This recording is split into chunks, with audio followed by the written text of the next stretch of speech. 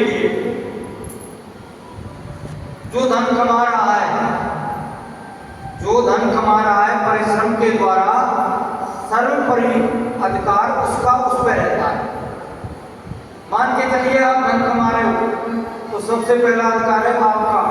आप अपने स्वास्थ्य के लिए उसका प्रयोग करें, आप खाने पहनने में आप उसका प्रयोग करें, आप अपनी सुविधा के लिए उसका प्रयोग करें।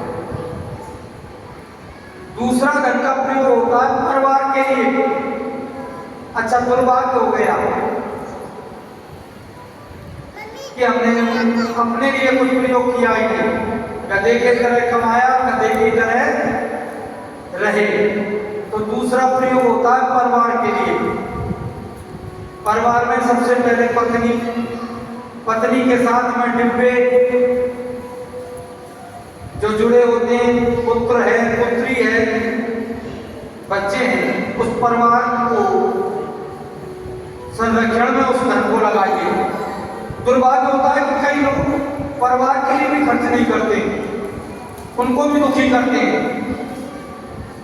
जरूरत तो ऐसी की है लेकिन फटाटे नहीं काम चला रहे, और है पैसा है, अरे यारो तुम तो पैसा है तो लगाओ ना।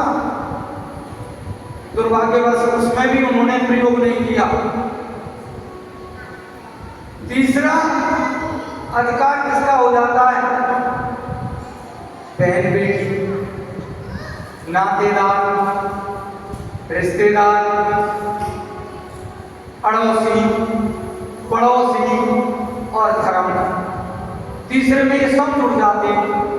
बहन बेटी भी छापा मारने की सोचती है, अड़ोसी पड़ोसी भी छापा मारने की सोचती है, इसमें व्यवसाय बटोरो, खींच लो, उधार मांग लो, रिश्तेदार भी। और धर्म कार्यक्रम होते हैं तो धार्मिक लोग, सज्जन लोग भी उसके पास जाते हैं, भैया ये कार्यक्रम हो रहा है तो दान पुण्य कर। लेकिन उसके कर्म पूरे वो कहीं भी नहीं कर रहा है, ना किसी को दे रहा है, ना दान पुण्य दे रहा है। 3 गतियों में उसने धन का प्रयोग नहीं किया और धन संग्रह किया। अब क्या होगा? चौथी गति आई, ओम नमो नारायण। ओम नमो नारायण कैसे होगा कि इस गति पर पहुंचते पहुंचते वो व्यक्ति वृद्ध हो जाएगा, उसकी अवस्था जर्जर हो जाएगी, बुढ़ा हो जाएगा, वो कुछ नहीं कर पाएगा। उसकी जो संतान होगी या जो भी कुछ होगा वो उस धन का दुरुपयोग करेगी, उस धन का कोई प्रयोग नहीं होगा। चौथी गति धन की नाश की गति होती है, इसलिए धन को सुसज्जित तरीके से लगाएं।